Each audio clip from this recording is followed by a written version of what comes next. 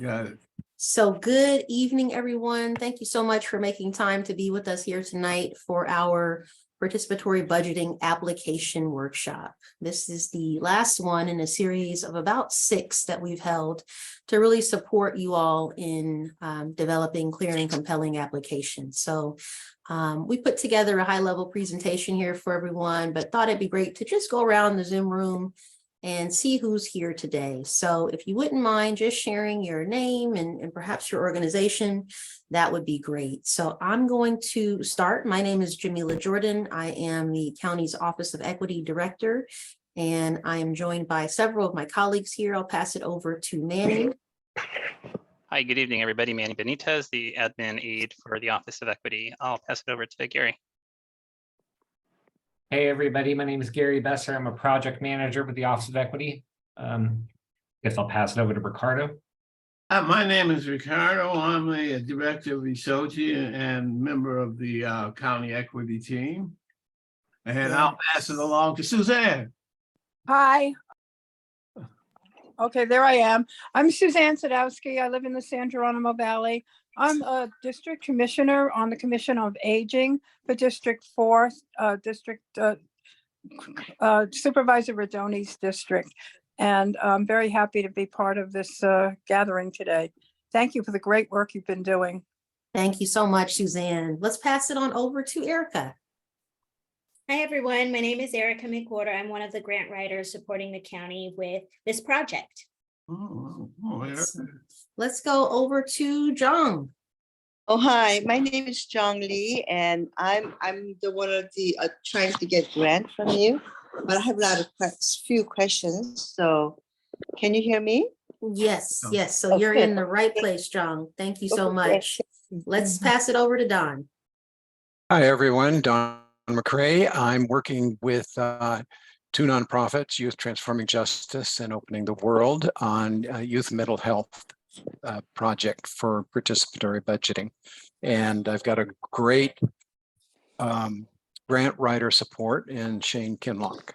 Wonderful. Thank you so much, Don. Let's pass it over to Marion.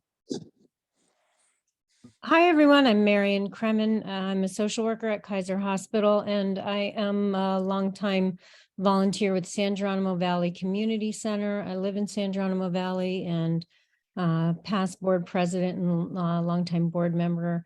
And so I'm associated with the community center in terms of my applying for this grant. Wonderful. Welcome, Marianne. Let's pass it over to Melissa. And Melissa Green first. I'll go with Melissa Green first. And Melissa, you're on mute right now.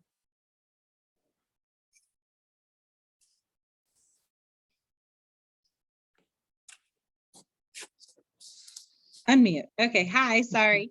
I'm Melissa Green, and I'm the co-founder and executive director at Surviving the Odds Project, and we are one of the grant applicants. Wonderful. Surviving the Odds. Thank you for joining. Let's pass it over to our colleague, Melissa, our other Melissa here. Hi, everybody. My name is Melissa James. Hi, Melissa. Hi, everyone. Hi. Yeah, so I am a part of the grant writing team for PV Marin, and good evening. So I'm not sure who has not gone yet. But I'll pass it around for us. Thank you, Melissa. Let's go over to Shane. Hey folks, I'm Shane Kinlock, and I too am one of the grant writing team. Happy to meet you guys. Thank you, Shane. Let's go to Daniel. Good afternoon, good evening. This is Daniel Cooper. I'm one of the grant writers also for Marin on this project. Happy to meet all of you. Excellent. Let's pass it over to Janice. Hi, I've been here before. I just didn't know if I needed to come back and get some holes filled. I'm with First Missionary Baptist Church, and our project is working with the Fatherhood Council. Okay, and Janice, I think the first meeting you came to was so good you wanted to come back for seconds, it sounds like. So we're happy. It was so nice, I had to do it twice. We're happy to have you. Let's kick it over to Christina.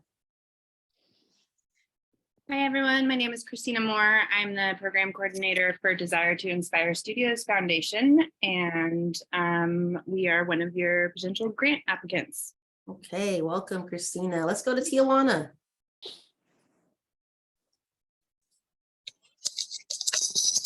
Hi, everybody. My name is Tijuana Bullock, and I'm the founder, executive director of Hope Housing of Marin. Thank you. Welcome, Tijuana. Let's see here. Let's go to Drew. Hi, I'm Drew Sabek. I'm manage the parks in West Marin for Bolinas, and I'm just a grant applicant. Thank you. Okay, and then I see we have someone who's listed as iPhone. Does that person want to come off mute? Maybe a duplicate. Yeah, Okay. yeah. I just Okay. want to make sure that, let me get it off. It's okay. You can leave it on if you want. I didn't want to right. lose. Yeah, no problem, no problem. So I think that's everyone. Did we miss anyone? Yeah, I think so. Wong Lee? No, we got John. Oh, you did? Okay. Mhm. My bad. Yeah, absolutely. So let's go ahead and get this started, everyone. So again, thank you so much. Oh, Yes. and I'm gonna ask folks to mute. Oh, hi there, iPhone. Yes, Hi. iPhone. Is that Yeah, this is Araceli Colin. So I am one of the co-directors of the Spanish Literacy Program. Okay, welcome. I didn't catch your name. Can you repeat your name for us, please? Araceli. Araceli. Yes, welcome, Araceli. Thank Welcome. you. Okay, everybody. I think that's everyone. So let's go ahead and get started here with our presentation.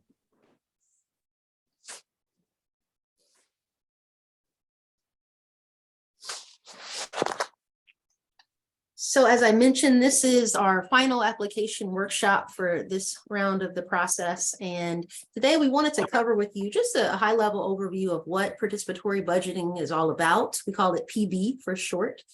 And then we'll talk a little bit about both the stage 1 and 2 grant applications. We imagine you all have lots of questions, and so this is a really good place for you to be to get those answered. And then we're going to talk to you a little bit about the voting process and how that's going to work. And then we'll wrap it up. Okay, so that's what we have in store for you today. Let's go ahead and get started. I wanted to just take a moment to introduce our office, which includes myself, my colleague Manny and Gary as well. And we are the Small But Mighty Office of Equity Group. And we're really focused on establishing the county as an anti-racist multicultural workforce.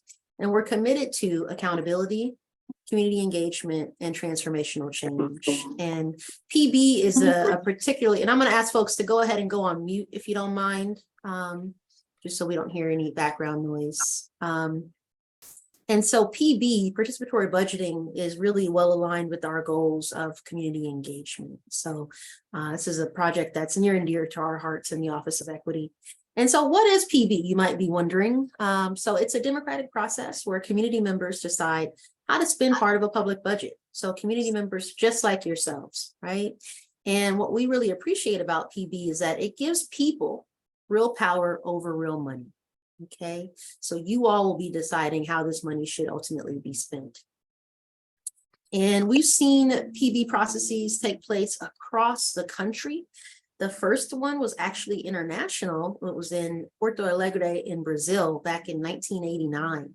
And since then, it has spread throughout the United States as well. So we see communities big and small, like Chicago and New York, that have launched PB processes. We see communities such as Durham, North Carolina, Greensboro, South Carolina. We have our friends and neighbors here in the Bay Area who've also done many PB processes, and that includes Oakland and Vallejo as well. So it's something that we're learning a lot about from our neighbors here around how they've launched their PB work. And I'm going to skip this actually. And so I want to tell you a little bit about some of our goals. One thing that we really are focusing in on here is to improve the county, to make this a place where a better place to live, work, play, and pray, right? So that's one big goal. The other is to develop new community leaders. And rather than hearing from the same folks in the same community spaces, that we want to elevate and amplify new voices as well. And so we're focusing in on that as a key goal of ours. And then ultimately it's about equitable public spending and for community members to decide how this money should be spent. So rather than having our elected officials, for example, make all these decisions on our behalf, we're really placing the power in the hands of community members. So we have up to $2.5 million for our PB process, and we're focusing in on projects that advance equity. Okay, so it's something really important for you to keep in mind as you think about the design of your project, is that we really want it to be equity centered, right? And so part of the way that we're doing this is by prioritizing communities that are under 70 on the Healthy Places Index. And that's basically a data set where we can look at health indicators, we can look at wealth, we can look at incarceration rates, the quality of air, the quality of water, graduation rates, you name it. So it's a really great tool for us to understand how communities are faring. And so what we found with this tool is that we have quite a few communities here in Marin County that are under 70 on this index, and they include Marin City, parts of Novato, parts of West Marin, the San Rafael area, and then more specifically, the Canal, right? And so these are the communities that we're focusing in on for our PB process. Now, it's not to say that you can't propose a project from other places in the county, say, for example, Fairfax or Tiburon or what have you. You can definitely do that. However, we'll be giving additional scoring points for communities or projects that are within these communities. And so we have a 5-step process, everybody, and I'm going to talk to you about the first 3 here, but really this is where we are today. We're in this kind of second phase of the PB work, which is all about developing and refining the proposal applications. And I'm going to use proposals and applications somewhat interchangeably here today. Okay, so that's what we're going to focus in on here today, but I'm also just going to give you a sense of what are some of the other parts of our PB process. And so the first thing that we did is we went out into community and we asked this very important question of what would you do with this money to advance racial equity in Marin County? How would you use this money, this $2.5 million, to transform or improve your community?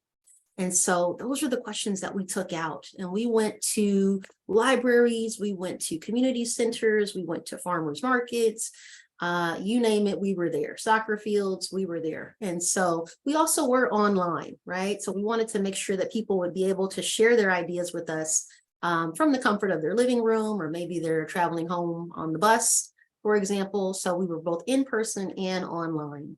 And I want to pause here for a moment and just share with you some of the ideas that we've gotten so far. So we went out, and I'll show you this one here.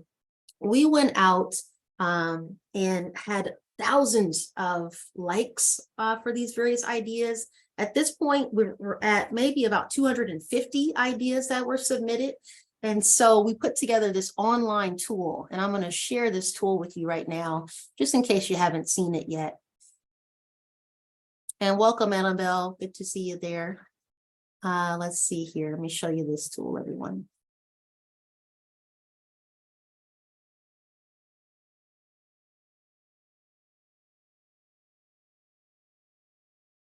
All right, so this is our lovely PB website. If you haven't been there, I encourage you to check it out. It's just a wealth of information that's available for you. So I know my colleagues are going to be helping me by putting some things in the chat for folks to click on. But in any case, if you go to this website and you can go to this page, and it'll take you to all the ideas that we've gotten so far. And so we had this tool developed in not only English, but also Spanish and Vietnamese. And so you click that little X and it should take us there unless it wants to be difficult. Let's see. Here we go. And you got to give it just a moment or two to populate.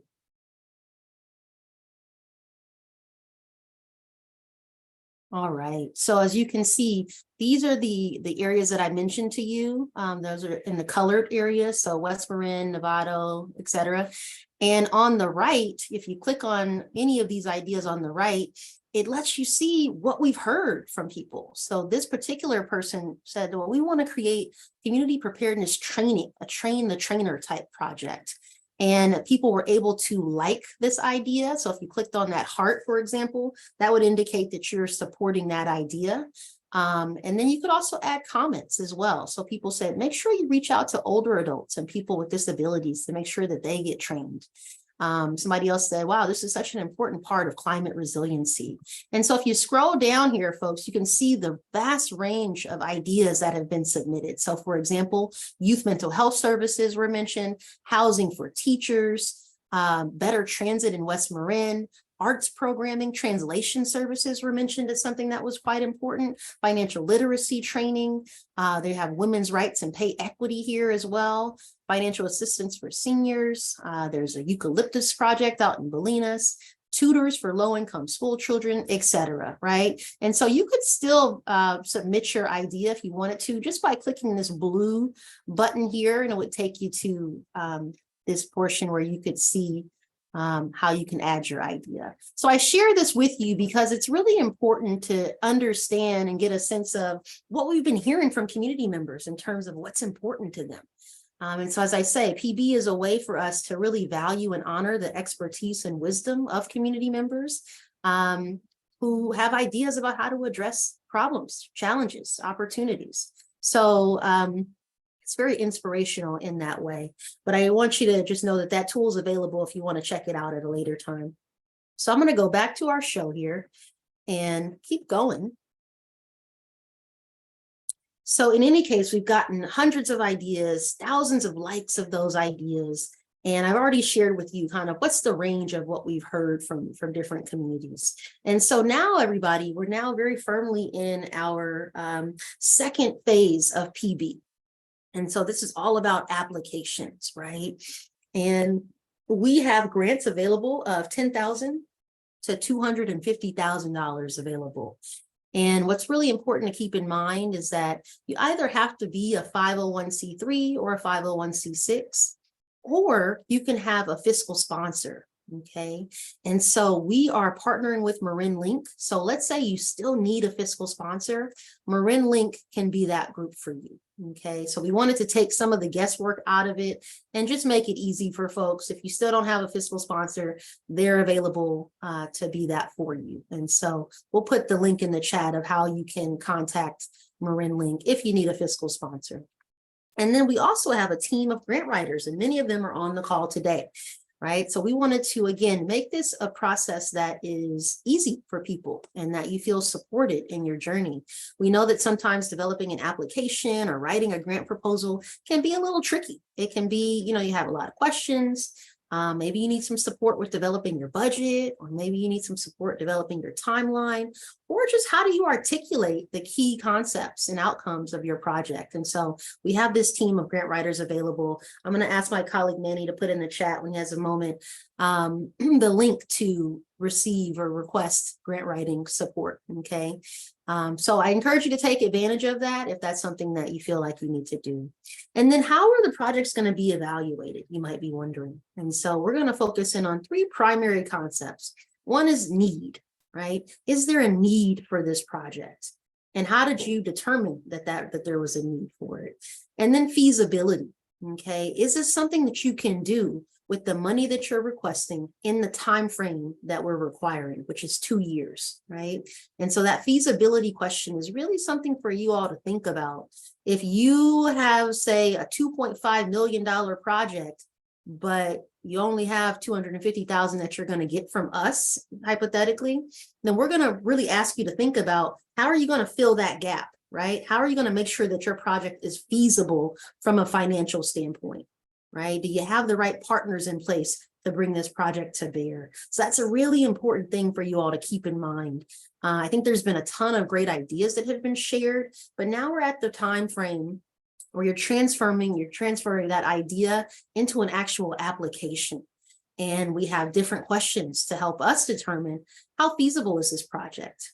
And then the last thing I'll mention to you all is impact, right? We really are focusing in on impact and equitable outcomes. And so we really want you to demonstrate in your application what's going to come from this project. Why should we be supporting this particular project? And so those are things that I would encourage you to keep top of mind as you're developing your applications. And so we have this two-phase application process. The first one was a stage 1 application. It was super brief, primarily multiple choice. The deadline has passed. So if you did not submit your stage 1 application, then you can't move on to stage 2. So the deadline has passed. I'm hoping that everyone on this call has submitted their stage 1 application. And I'm really happy to share, everyone, that we've gotten over 140 stage 1 applications. So people are excited about PB. They're excited about potentially getting some money from PB. And so we just, again, want to thank you all for your interest in this work. And then we have our stage 2 application, which is more detailed. Okay.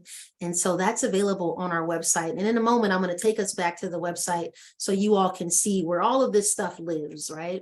But that deadline is fast approaching, everybody. It's due on May 31st. Okay. So that's really right around the corner. So hopefully you all are doing all that you can to have your stuff ready on or before May 31st.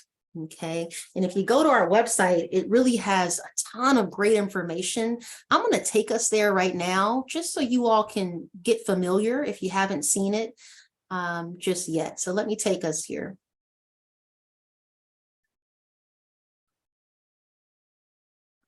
So here's our website. As I mentioned to you, we have some general introductory language. These are the workshops. So this is one of the workshops that we're having tonight. This will be the last one in our series. And then I really encourage you to just go to this section here, and it's kind of everything you need to know about the application process, right? So that includes the stage 1, the stage 2, and then all of these great resources we have available for you. So it includes our rule book, which is basically everything you might ever want to know about how our PB process is going to run. We also include some application tips in here as well. So we're really not trying to trick anyone or confuse anyone. We want to be as plain and straightforward as we can and really help you feel supported along this journey. We also have, and this is something really important for you all to note, is, we have these templates available because we're requesting that people use these templates to submit their application. So there's a budget template and there's a project timeline template. So it's really important that you use these templates. Otherwise, we're not going to review, because we want to make sure everybody is doing the exact same thing in terms of how they're describing their budget or their work plan. Okay. And then in addition to that, everybody, we have some other templates on here. So we have a partnership letter template, and we have a fiscal sponsor an agreement template. Okay, so really it's kind of a one-stop shop for everything you might need to know to submit your application. And then, as I mentioned, we have this team of grant writers. And so you would simply click this link and it would take you to a really brief form. And from there, we would connect you with our grant writers. Okay, so something else you might want to take advantage of. It's at no cost to you. And they're all really fantastic and very helpful and supportive. So again, this is kind of where we are in our process, is we're right here in that red icon. And it just tells you more about what we got going on in our PB process. Okay, so I really encourage folks to go to the website, check it out, play around with it, and get more familiar with how the process is running. Okay. So I'm going to come back to our show, and then I'm going to give folks a chance to answer or ask questions in just a moment. Okay, and I see some stuff coming in the chat here as well. So let's go back to this page. So again, the website's a great resource for you. And then you might be wondering, well, how does this all work? And so we've put together this infographic. We're basically right here where you see that green circle, where you are submitting your stage 1 and stage 2 applications, but it kind of walks you through the process in a really simple at-a-glance version. So this is also a document available in our PB rulebook, in case that's helpful to you. So who's going to be reviewing the applications, you might be wondering. So for stage 1, that was done by the Office of Equity. And as I mentioned, we got over 140 applications, which is fantastic. And for stage 2, the applications will be reviewed by our team, the Office of Equity, along with our PB committee. So we have a group of community members that we've brought together to really help us in this process. So they've been working with us from the very beginning, and they represent people of different age ranges. I want to say our youngest person is under 18. Our most senior person is over 80. They're different races and ethnicities, different backgrounds, different lived experiences. and they represent different parts of the county. And so this is a team that we're working with to really help us make sure that we're staying true to being community centered in this process. Jimmy, we And have- oh, got some questions coming in? Is that- Yeah, I was going to say we have two questions that came in through chat. The first one is, do we need to submit the completed templates as Excel spreadsheets? Yes, you do. So you have to use that template. So they're both Excel spreadsheets and they are there for you to just simply download and fill them out based on what your project is all about. And again, the grant writing team can help you with that if need be, if you have questions, but we are requiring that you use those templates, okay? And that's because we don't want to have people having all different types of budgets and somebody's using a Word doc, somebody's using Excel, somebody's using a notepad scribble. We really want to make sure that it's as uniform as possible, okay? So that's the question I see in there, Manny. Is there another one here? Let's see. Yes, there's a second one. It says, do the number of votes likes on the ideas map affect the chances of our project? Great question. Great question. So the number of likes, they're not really votes, right? We're not at the voting stage of our process. So that was really a way for us to get a sense of which ideas are important to people, which ideas are people really passionate about. And so a vote, we're not at the stage where people are voting. So the like is just an indication of that you think it's a good idea, right? It's not a vote. And so it doesn't really impact your chance of being voted on the community ballot. And so Tamala Fish, I see this comment in the chat here. You want to just come off mute, Tamala, and we can speak to your question? Yes, thank you. So I guess my question was more the technology of, does it have to be uploaded as an Excel spreadsheet? I understand like there's a template and we can download that and kind of fill it in. Like for instance, I don't own Excel. I would have to go to a location that owns that. However, everyone has access to Google and I could do it as a Google sheet and upload it back up. But does it have to be resaved as an Excel spreadsheet? Yes, we are requiring that it be Excel. Okay. Is there a county place where I can go, excuse me, that has Excel available to the public? Yes, I believe our libraries have Excel, and I see Libre Office, is someone put in here, is a full office suite and it's compatible with Microsoft Office. And so Manny, are you saying that that's a free tool? Yes, it's free open source Office suite, and you can download it and it's fully compatible with all the Microsoft products. Mm-hmm. And Tamala, just to respond more, a little bit more to your question, you could save the Google Sheet as an Excel file. So that's another way you can use Google Sheets to have it in the Excel template. Okay, so that's another option available to you. Okay, so I'm going to keep us rolling here, folks. So we'll be looking at a number of things. I mentioned it's around need, feasibility, and impact. We're also going to be looking at certain things when we are evaluating these applications. So I mentioned geography is really important. So where is the location of your project? Is it in our priority communities or is it not, right? And so that's something for you to include in your application. We also want to really understand how you approach this project, right? And that can be done using our timeline template, which is also basically like a work plan. And so it just helps us understand that feasibility question. Have you really thought through the potential challenges that you might encounter? And then how are you going to address those challenges into proposed solutions, right? So that's something else that we'll really be looking closely at in the application. In addition to that, everybody, we also want to know, who's this project going to benefit? What are the persons, groups, or audiences that are going to benefit from this particular project? And have you worked with those community members before? Have you worked with those audience in the past? Is something that we're looking at. So community engagement is a really important piece of what we'll be looking at. And then I mentioned to you the funding request. So if you need $2.5 million, where is the rest of that money going to come from? Because the highest grant amount that we'll be providing is $250K. And so we really need to understand if there are any gaps in your funding, how are you going to supplement or how are you going to augment, right? So looking at the cost of the project. And we also are, looking at, if you think you need $250,000, but you could really do it for 25K, that's something that we're going to be looking at. And we're going to come back to you and say, hey, could you do this for cheaper, for example, hypothetically?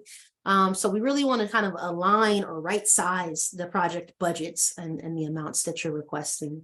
And then you also have to include your attachments, right? So we have a number of different attachments. I've mentioned them to you. So it's really just a matter of uploading those in the application. So those are the things that we'll be looking at, everybody, when it comes to the evaluation. And I mentioned that we have these grant writers available. I want to be really clear in saying, though, that they're not going to write it all for you, right? That's not their job. What they're doing is supporting you and really helping you articulate some of the key components of your project. And they're also helping you, for example, with your budget, if that's something you need, or your timeline or your work plan, right? So that's what they're going to be doing. But I really encourage you to do what you can do first, because their time is limited. And so we want you to come ready to the meeting, right? We want you to be prepared and be specific about what support you need from them. So that way you all can maximize your time together. And you could also let us know if you have any accessibility needs. And that way that can be provided for in advance. Okay, so I'm going to take some questions and comments here. I'm going to stop this share and see what's in the chat for us. Let's see. Nothing new came in, just some clarification on the Excel options. Okay, lovely. Yeah, it's Would you always prefer good. us to write our questions into the chat? Or No, like go raise our for it, hand? Melissa. No, go for it. You want to just say, let's live out loud here today. Okay, I have a couple questions. One, you answered a little bit about the money amount, if you can do it for less. Let's say, for example, our project idea would be 4 programs spread out over the 2 years. Would we be asked to maybe hold less of them? Like if we can scale it up or down and not do it as often over the 2-year period? Good question. Good question. Let me take that one first, and then I'll pass it back to you. So there is a possibility, everyone, that we're going to come back to you and say, could you rethink or rescale your project in order for it to get onto the ballot, right? Let's say you make it past the evaluation round, but we only have up to $2.5 million. And so we might come back to you and say, are you able to rethink the size and scale of your project so that you can be included on this ballot, right? And so that's a little bit of back and forth that we would likely have with you. It's an iterative process, but I would encourage you to think about, is the money that I'm requesting, is that what I need to be successful? Or am I kind of inflating the budget, right? So that's something that you'll have to think through, but we might come back to you and say, hey, could you do this for a little bit less? Because we want to make sure that we're spreading the money around as much as we can. Okay. Does that address your question, Melissa? Yes, yes, Okay. it does. Okay, and then another question I had was in the attachment section where we upload about our partnership, the partnership letter, and there was also mention of MOU. Would we be uploading both of those things when the MOU has more explicit the scope of work between each of like the subcontractor or the other partners? Yeah, so we would need to see that as a part of your application. So we understand that everything may not be as firm as you would like it to be because you're entering into this new project or partnership with them. However, we need to have some indication that they're committed to working on this with you. What's their role compared to your role? We often know that sometimes things fall apart in these types of relationships, and we just want to make sure that we're setting everybody up to be successful and that we're as clear as we can be at the outset of what your working relationship will be. Okay. Do I ask you some- Sorry, can I ask you something? Oh, And go ahead. I'm gonna come back to you, John, but Melissa, I think you may have one more, and then I'll come right to you, John. I do. Thanks. Maybe more than one, but we can spread the questions around. And then in the budgeting part, where we have a subcontractor, is it that just going to look like a lump sum, or do you want the subcontractor to generate how their funds are going to be spent in a similar fashion to the line items on the template? Yeah, so I would say that you can, what we don't want to do is create a lot of make work for folks. And so I think that if you can just encapsulate it in the budget as a line item, that would be fine. Perhaps if, let's say you do move forward to being on the ballot, we might ask you for some additional detail, but at this stage, you don't need to share that with us just yet. Okay, so that would be my recommendation around that. Great questions, Melissa. Let's go ahead and kick it over to Jung. I have a question about the MOUs. They said they will come up with their own MOUs. Is that okay with you, or is it have to be the template that you created it? Yes, good question. So we would like it to be using our template. Okay, now you can add to the template, you can adapt the template, but we really are encouraging everybody to use our standard templates. And that's because, as I mentioned, we just don't want to have a bunch of different types of documents coming our way. That's not going to be very easy for us to follow, and that's not exactly fair either. And so we're asking everyone to use the same templates. I have one more question. On the budgeting, when we put the research, does it like a travel expense? Does that pay for travel? I want to do some research. Can I add it on there, or should I not add it on there? Like travel expenses. How is that budgeting work? Yes, good question, John. So we would encourage you to be as clear as you can with your budget. So if you need traveling expenses, put that as a line item, okay? So you can just simply add that as one of the items on your spreadsheet on our budget template. And that way we can know that's what the money is going for. So I would encourage folks to be as clear as you can in those templates so that we have a real clear understanding of how this money will be utilized. So great questions there, Joan. Thank you for that. I see some stuff coming in the chat here. I'm going to ask Manny to read these out, and then we'll go to Marion. Okay. Let's see. So the questions that have come in is, let's see. Oh, actually, I think we're good. Yeah. Yeah, no, I got a direct message here. So I'll come back to that in just a moment, Annabelle. Let's go over to Marion. Okay, thank you. In terms of our meeting with our stakeholders and our community members, the project kind of grew, and we realized this scope was way beyond, the limits of the grant.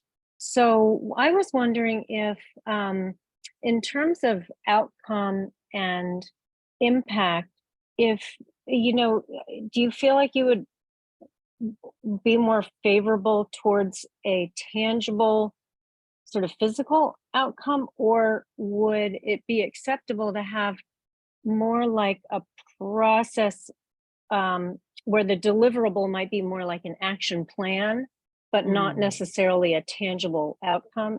Does that make sense? Clear? Yeah, no, okay. It does. Thank you for that question. So we really are outcomes focused for this particular grant cycle. And so it doesn't necessarily have to be something physical like a location or a park, facility or what have you. But we do want to make sure that you all are getting to the outcomes that you've indicated that you can get to. And so, it's not quite as attractive if you're planning to plan, so to speak. So I want to be clear about that. We're looking more so for kind of more tangible, as you said, outcomes, et cetera. So it's not to say that, that wouldn't get funded, but it would be less attractive and appealing, I think, to our PB committee and really to the community that's going to be voting. So if you ask yourself this question of, wow, do I want to support something that's planning to plan as a community member? Would I give that my vote? If I only have 5 votes, I'd probably be more inclined to give my vote to something that has more direct impact, more direct investment in my community. So something for you to think about. I don't want to say don't do it, but something to keep in mind. Great question. Let's open it up. I see Ricardo's got a hand, and then we'll come to Melissa, and then Annabelle, I'll come to your question too. Oh, I see. Oh, and let me actually, I'm sorry, Ricardo. Let me go to Annabelle here. And I can't hear you, Annabelle. It's okay. Take your time. Okay, so I'm happy to share the question with. Please do. So the organization, I'm actually helping Jong with her grant application.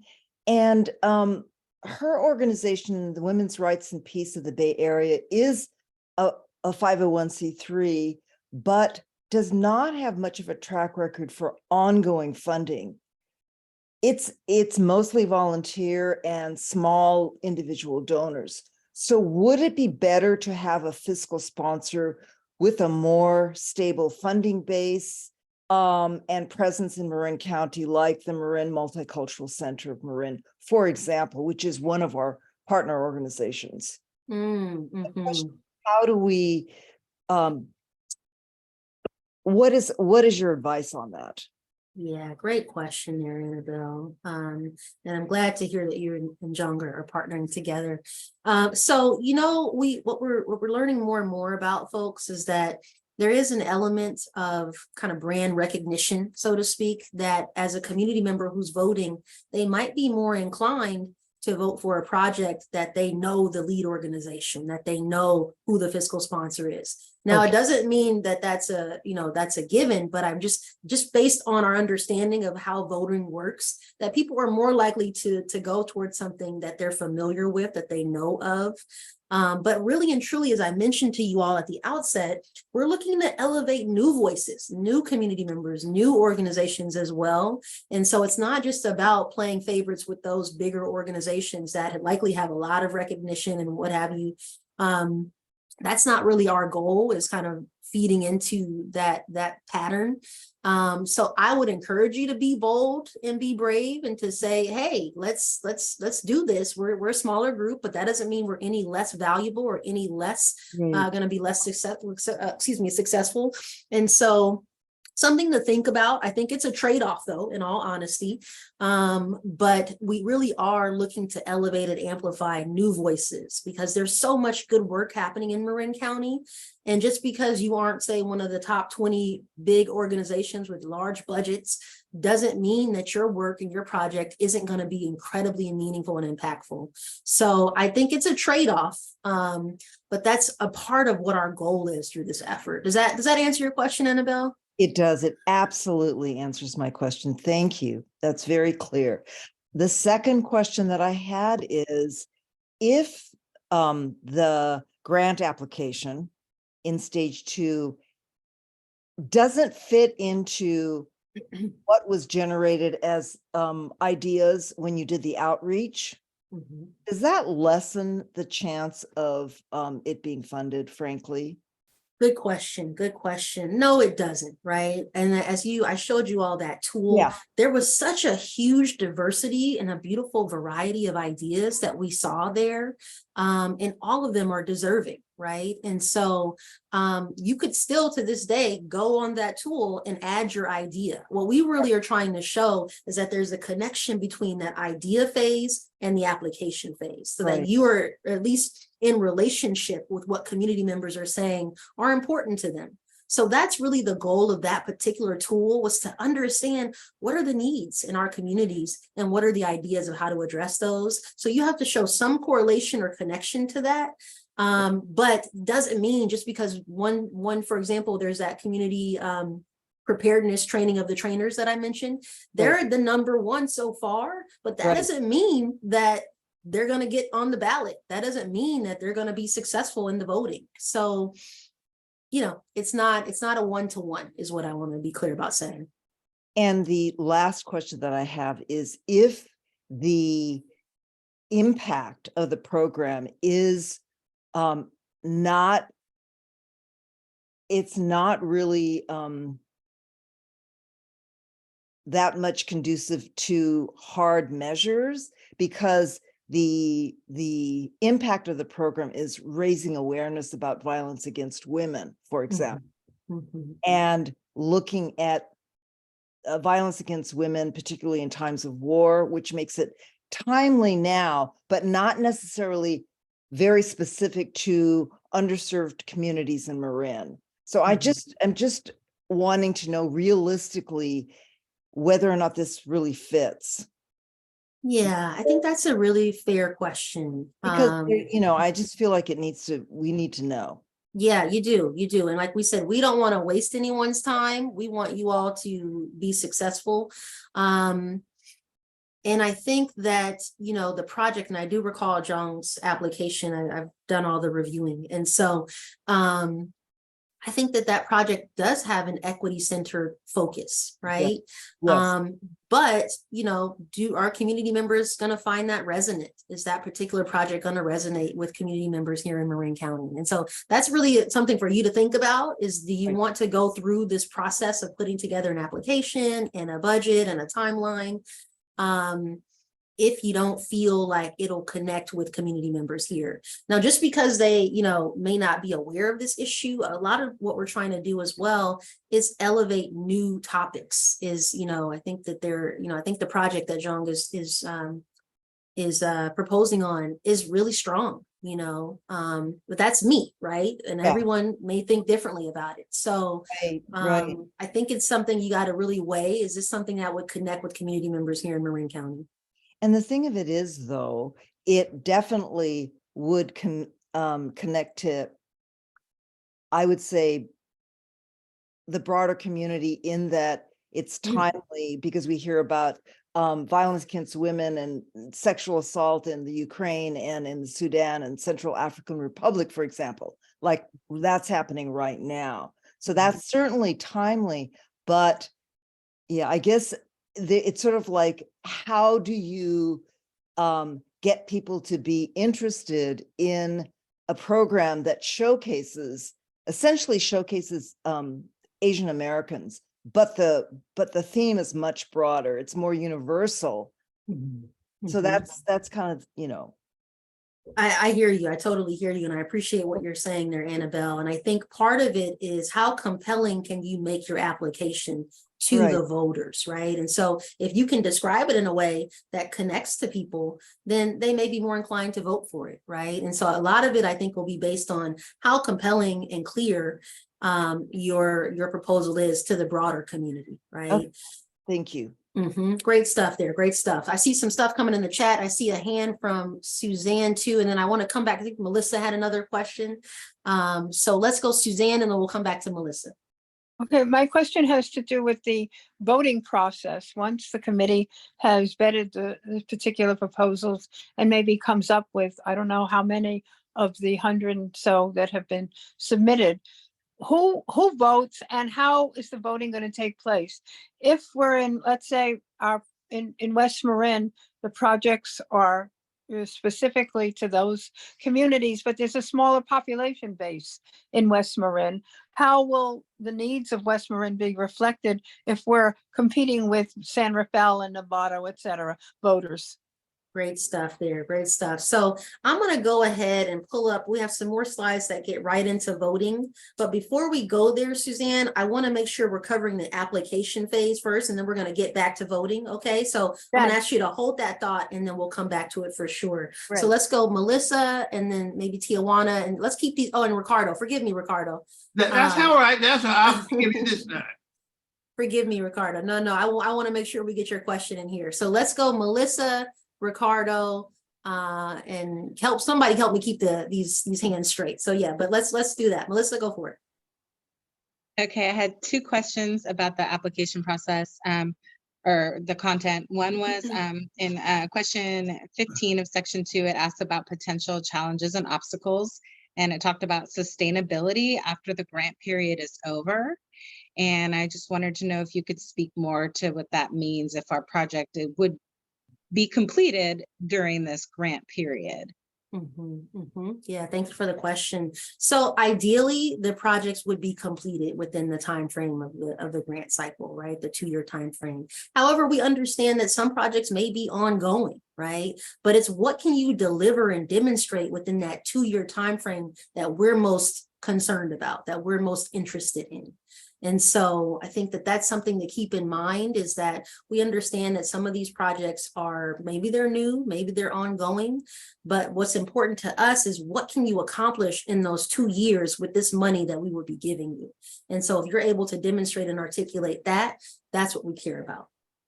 Okay, thank you. And then my second question was regarding the question about and number 20 about how our project will engage and be accessible to persons with disabilities. And I just wanted to clarify, like, what type of disabilities are you talking about? Physical mobility, or maybe sight, or mental illness, or are we just creating something of how we're increasing access to those communities? Great question. Great question. So we know that there are visible and invisible disabilities that people are experiencing in their lives. And so it's really, we're most concerned about how is this process or project going to be most accessible to the broader Marin County community, whether you have a disability or not. And so we're asking you to demonstrate how you've thought about these issues. It may be sight, it may be, you know, it could be a number of things, right, in terms of what disabilities are, but we just wanted you to demonstrate how this is accessible to everyone. We don't want to have people left behind in this process, but we want it to be something that's equity centered and rooted in community. And so we want folks to have access to it. So I would encourage you to think about, you know, how is my particular project really accessible to everyone, and particularly to people with disabilities, right? And so something to think about as you're crafting that response, but that would be my best recommendation around that. Okay, thank you. Good stuff. Let's go, Ricardo. I was listening to Annabelle, and I would like to, you know, tell her that, you know, I'm director of ESOGI, and we've been around since 2000. And I don't think that we've had a grant over 4,000 or 5,000, did a lot of small stuff and whatnot. But here's the secret to it. You know, it's making the relationships that you know of within the community or partnerships actually work, you know, to achieve a particular goal. One of our biggest successes was to create, which is now a federally qualified health and wellness center, you know, down in Marin City. And we did that virtually, you know, just walking the streets and whatnot, you know, handing out flyers and, you know, getting information from people, you know, on what they like.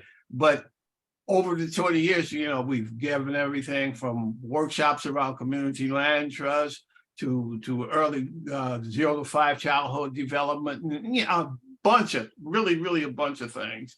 And I was going to say, you know, do those things, is the results of what you do will come out in your resume. It will come out in, you know, and how you present yourself and how you market small successes, you know, to really have an impact. You know, and there's a thing I think Stanford had called collective impact. You know, that it is a really good tool on how to hone in on some of those things. But don't give up on that, looking for the big funder or something like that. You know, there's a lot of little things we can do. The other piece that I want to ask real quick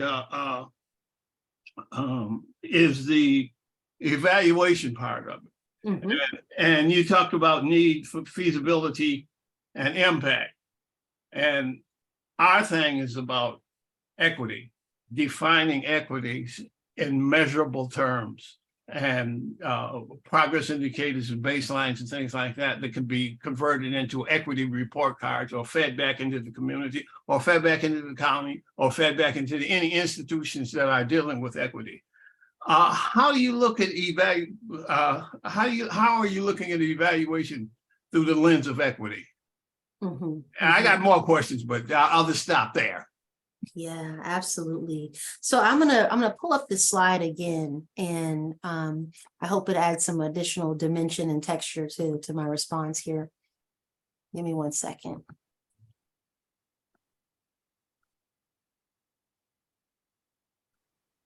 So as we look at, and let's see, it's being weird. So as we look at how we're evaluating Ricardo and everyone, these are some of the core attributes or criteria that we're using, right? So it's, what are the communities served? Where are these communities?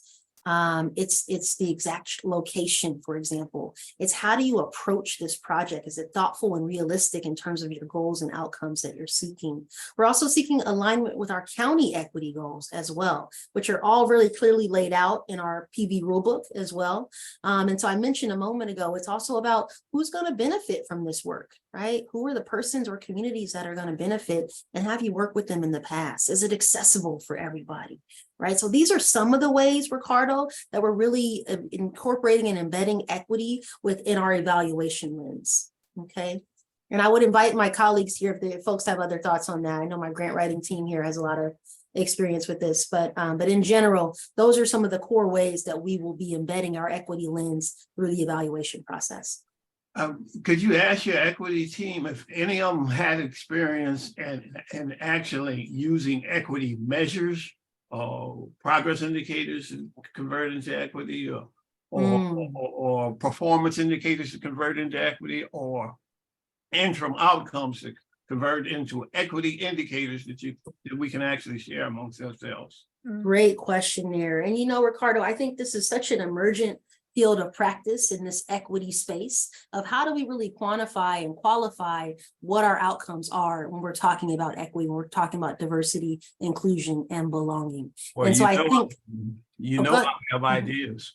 I know you do. I know you do, my friend. So, and I think the project that you're proposing would really help us get to some of that, right? And so, well, we have to go back, like I said before, we have to go to the Race Council report, which puts Marin County at the bottom of its list, as far as equity. And we got deep systemic NIMBYist changes, that have to be made in this county.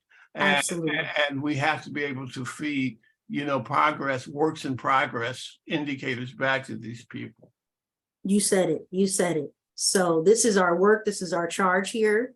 I'm going to keep us rolling because I know we got some comments and questions about the voting piece. So Suzanne, I didn't forget about you. I'm going to circle back to this here. Let me pull up my slideshow and we'll keep this party rolling.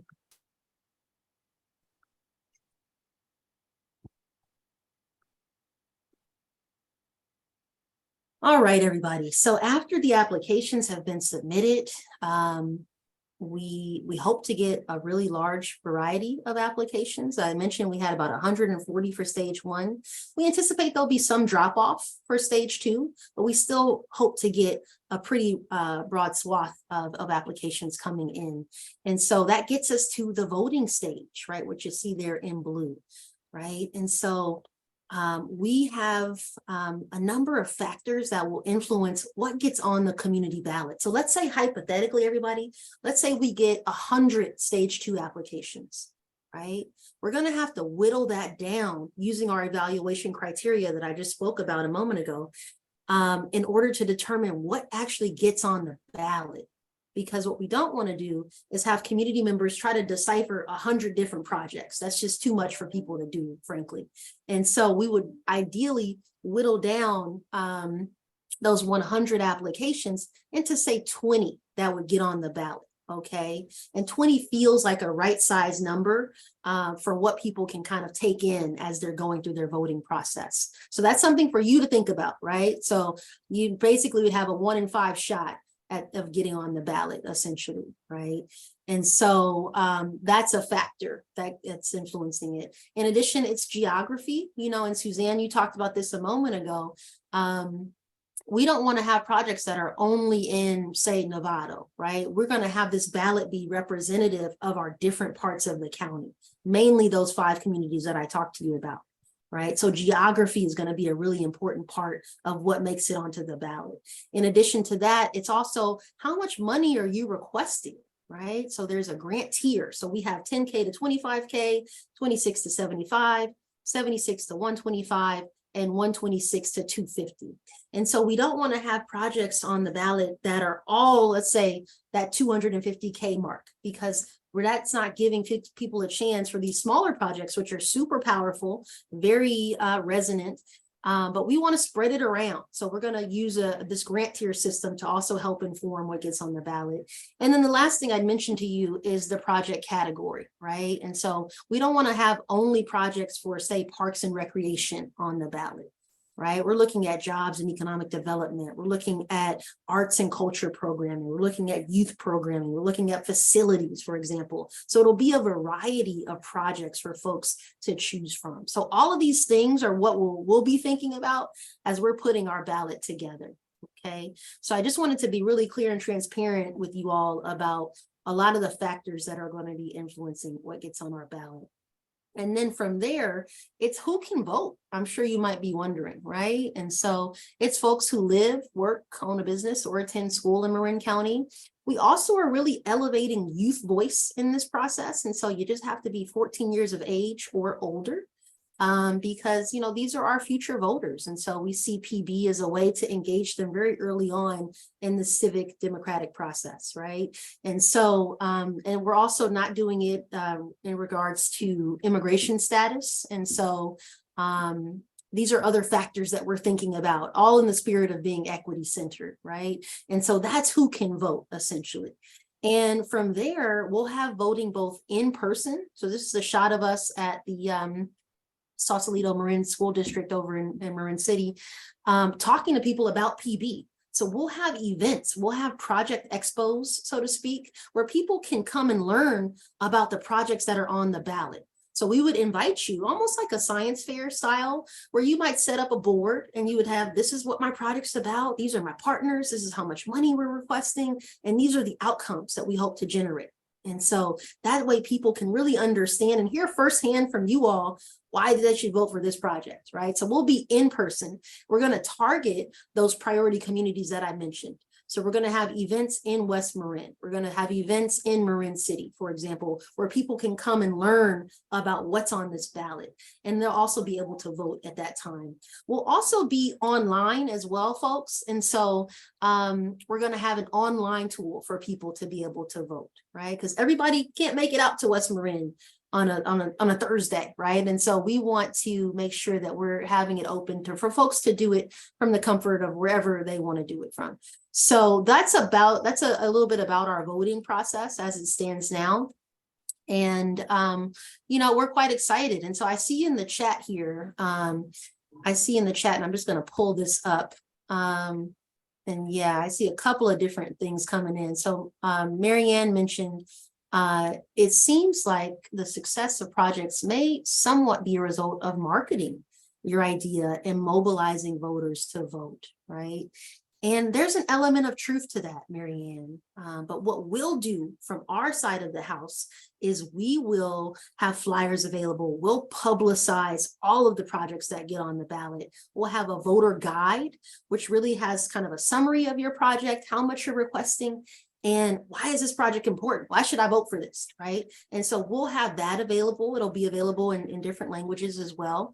And then we'll have these project expos that I just mentioned where you can come out and really kind of beat your own drum as to why this is important, okay? So we'll do what we can do. However, I really want to be transparent in saying that, you know, what this PB process is doing is mimicking our own democratic process here in this country. And so oftentimes you do get the folks who are able to market their project or market their candidacy for president or what have you, who are going to be more successful, right? So it's something to think about. We're doing all that we can do to kind of level the playing field, but there is that very real constraint of who you know and how you're able to mobilize people. So we want to encourage you all. You have to do some of that legwork too, right? You have to kind of get people to turn out and vote for your project if you want to be successful, just like you would if you were running for elected office or if you had something on the ballot for measure, what have you, right? You have to kind of turn people out in order for it to be successful. So we're doing what we can to balance the odds, but I think that's just a reality of democracy, quite frankly. And then let's see here. I see some other stuff in the chat. This is back to Marianne too. In terms of West Marin, would you look more favorably on a project which addresses how it will impact all the communities in West Marin, or is one community such as SGV, San Geronimo Valley, okay, but with the understanding that an idea might be replicated in other communities in West Marin? Great question, Marianne, great question, very thoughtful. So we are, it's not so much looking at just one community, that's totally fine. If it doesn't have to, let me rephrase that. It doesn't have to address all the communities. So one community is just fine. If that's what you feel like your project is going to focus on, we understand sometimes that we have to micro-target, kind of hyper-target our efforts in order to move the needle on a lot of these equity concerns and issues. And so having this kind of diluted approach where you're trying to serve all the communities may not be the best thing to do when it comes to achieving equitable outcomes, right? And so that's something that we're very aware of. And so it's totally fine if your project is just focusing in on the San Geronimo Valley, okay? So please know that. I see some other stuff coming in the chat here. Ricardo's talking to us about voting and the high level of distrust with county institutions coming into the community and establishing their criteria. Distrust and broken promises have to be handled differently. You said it, right? You hit it out of the park right there, Ricardo. This is something that we're thinking really heavily about is one person, one vote. Right. So we're doing what we can to put some guardrails in place so that people aren't voting more than once, quite frankly, you know, and so that's something that we're doing on our end. But there is also a tremendous amount of distrust or mistrust based on history, based on trauma. And so we're trying to repair some of that through this PB process, which puts the power directly in the hands of community members to decide how they want to spend this money. But that's a very real concern, Ricardo. And so part of what we want to do is partner with organizations, with trusted leaders to help us, you know, deal with this issue of distrust and history. That was my Council of Organizations proposal. So you said it, right? And then let's see, I got a comment here in the chat from Christina. Can you please discuss the expos further? Absolutely. I'm going to stop this share here. Turn that off. So basically, Christina, imagine to yourself a science fair, right? Where you might have a board, a three-pronged board, and you would basically describe what your project is all about. And so we would invite those 20 individuals or 20 projects that have gotten onto the ballot to come out to these expos and really talk to people as they're voting about why this project is impactful. Why should I vote for this, basically? So it's your opportunity, and I think you said it, maybe it was Marianne, of how do you market? And we're giving you this chance to sell people on your idea, right? Why is this project important and why should I give it my vote? So that's really the spirit of the expos, Christina, for folks to be able to hear firsthand from our project proposers, right? So that you can sell it with your own words, your own voice as to why they should vote for this. So more details will come out when we get to that part of the process, but in general, that's the idea. Great question here. Let's go to Melissa. Okay, I noticed that the timeline says that the voting will be taking place September, October. Did I miss when we would be notified if we made it onto the ballot or not? Great question, great question. So let me pull this slide back up here.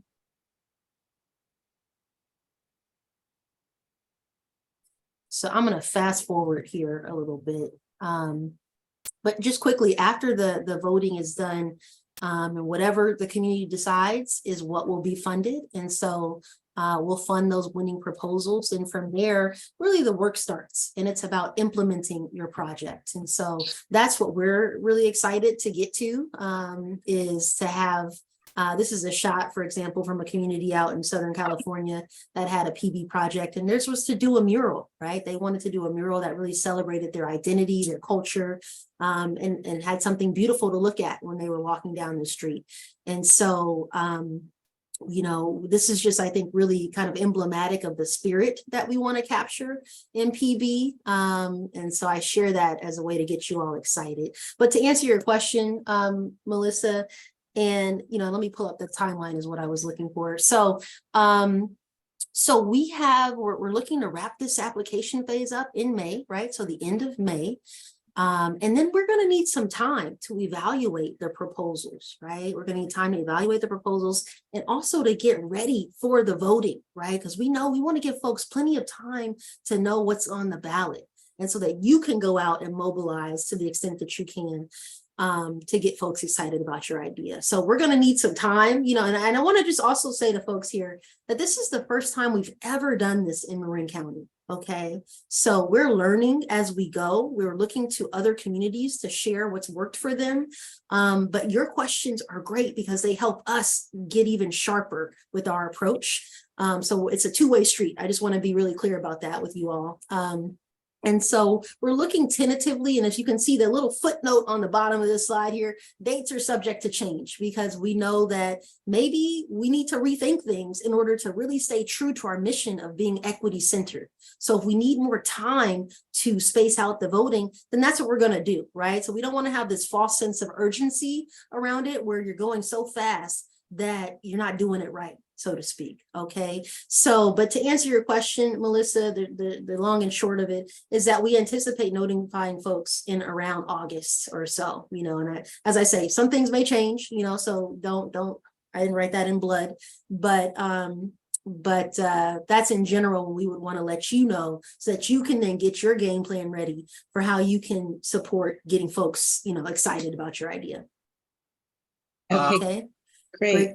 And then I wanted to also know about, you said something earlier about, like, let's say someone gets 5 votes, like, are they going to be voting maybe 1 per grant tier budget amount, or are people going to get just 1 vote of all the projects, or how many, when an individual comes to the ballot, how many boxes are they going to be able to check, or projects are they going to be able to vote for? Great question. Great question. So there's lots of different ways that we can go about this. And as I mentioned, you know, we're really learning a lot from other communities that have done similar PB efforts. And what we're landing on, everyone, is one community ballot, right? So it would be across all of our target communities.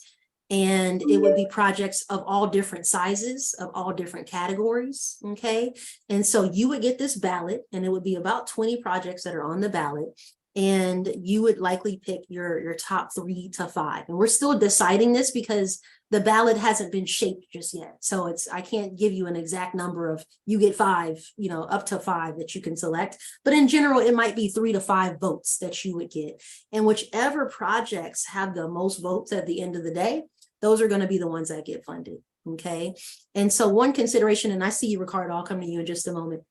One consideration is around,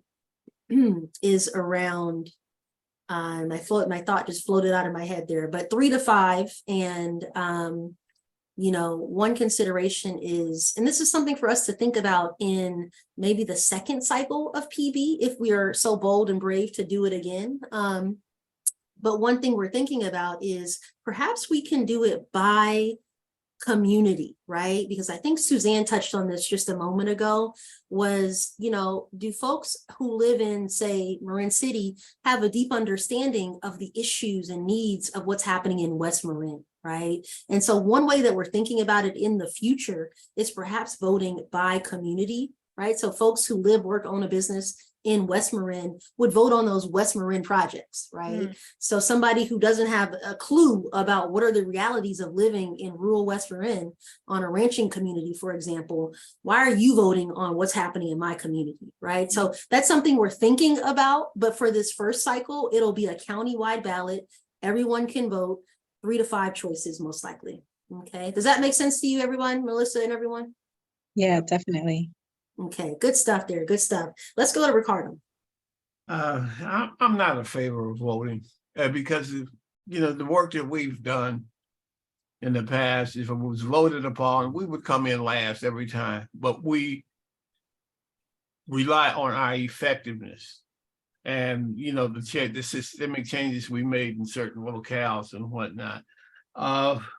If, you know, it came to voting between arts and midnight basketball or something, you know, something like that, everybody knows that Marin City wants a swimming pool. And there are things that after doing 60 or 70 focus groups, you know, you come up with some of the same answers and you come up with some of the same people, you know, responding, you know, to the same questions over and over again and whatnot.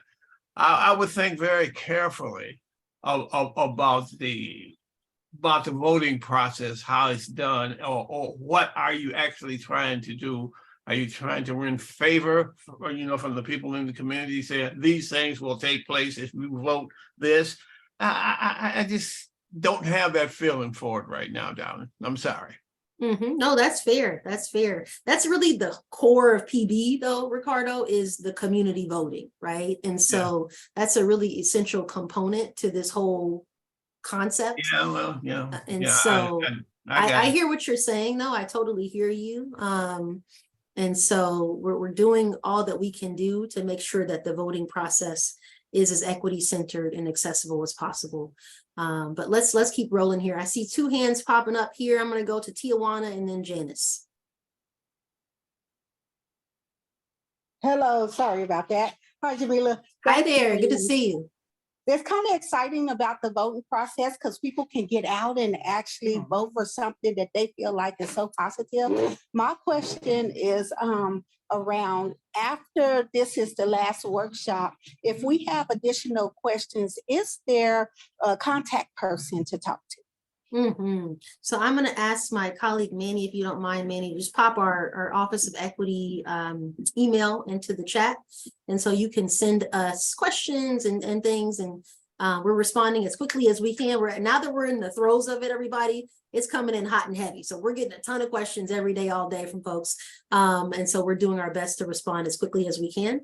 But yes, that would be the best thing to do, Tijuana. And then I also want to encourage you, and I believe you did this already, is to work with our grant writing team. That's another form of kind of specialized support that you can get to answer questions. And they would be really well suited to, I'm sure, help you with any questions that might come up. So those are the 2 options that are available. We have these workshops. We're doing the grant writing support.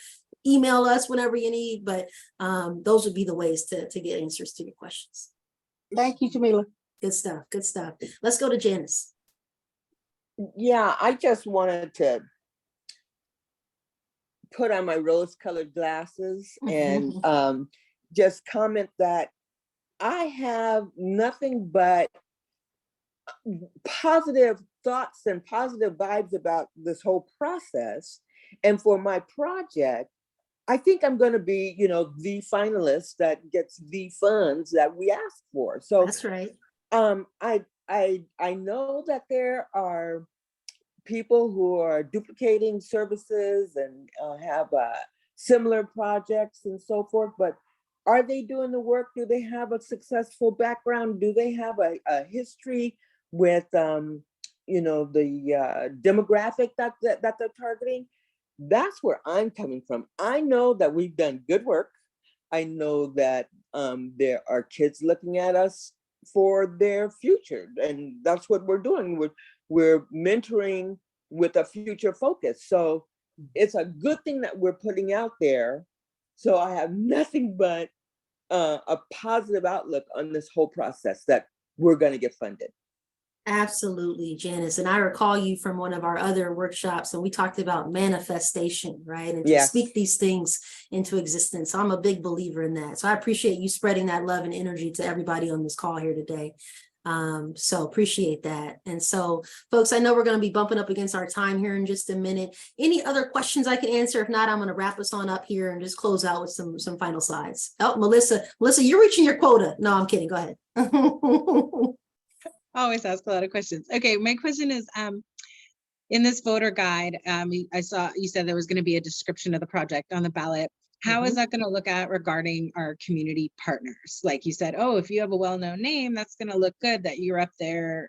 So if we are partnering with another organization, is that going to be listed in this ballot as well, or only the lead organization on the application?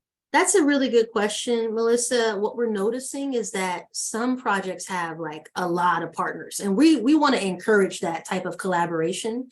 However, we also want to not overwhelm the voters with more than is necessary. And so we're thinking through that. We might have you include maybe your top 2 partners that would make it onto the voting guide. And we're still developing this, but we'll have more information to come out. But I also want to make sure that we're not overwhelming our voters with all of this, and that you can be as succinct and clear as possible, but still highlight all of the great things about your project, right? And so if your partnerships are one really important aspect, perhaps that can be included in the summary, in your summary section, right? If you want to use your space for that.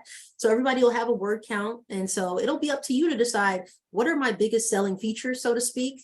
And I don't like to use that capitalistic phrase, but that's the truth of it. How can you make this attractive and appealing to the voters? And so, you know, you can use that space for whatever you want to use it for, basically. And if you want to list your partners there, then that's what you can do. Okay, so that'll be another thing after we're evaluated and chosen for the ballot. Then there'll be a separate form that we're filling out then of what we want to put on the ballot. Exactly, exactly. So we'll have like a nice handy template, and it'll basically be kind of the name of your project. Maybe you could share an image. We're asking folks to help bring this to life for people. And so you might share a photo that really encapsulates what your project is all about. It would be your budget amount, so how much money you're requesting. And then a description of what your project is, right? So those are kind of the key components of what we anticipate seeing in that voting guide. Good stuff. Yeah, great questions. Kristen, I see you there. Let's go to Kristen. And there you Hello. are. Hi, thanks for taking my question. As Of you may know, I course. just popped on a minute ago. I was not able to attend. And I'm wondering when the recording will be posted and where I can find it. Good stuff there. I'm going to go to my colleague Manny on that. Manny, can you speak to that, please? Yes, so this particular recording will be sent to get captioned. However, we've had 5 recordings, 5 workshops already, and we received those back. So I'm hoping to be able to upload them to our website before the end of this weekend. So there should be at least the previous 5 workshops for people to reference. This one, it's going to take maybe about 4 to 5 business days to get it back from being closed captioned, and then we'll be able to upload it as well. Mhm. Thank you for that, Manny. But yeah, I think that's a great point, Manny. Thanks so much. And so we've done 5 of these workshops already. And so those will be uploaded pretty quickly sometime this week. So we want to make sure that you have all of this great intel to help inform your application. Is the art survivalist person still on the platform here? The art survivalist, I'm not sure. Who is that? There was a lady who said she did also with art survival. I think that maybe Annabelle is who you're thinking about, and she was referencing a No, project. I don't think it was our Annabelle. Was it okay. you, Annabelle? I don't think so. And you're on mute, Annabelle. Surviving the Odds Project? Oh, no? yes, that was Melissa. Yeah, Surviving the Odds. Yeah. Is that? With John? Well, she said she specifically used the phrase art survival. Oh, no. Oh, okay. Mm-hmm. Oh, well, we'll find her somewhere.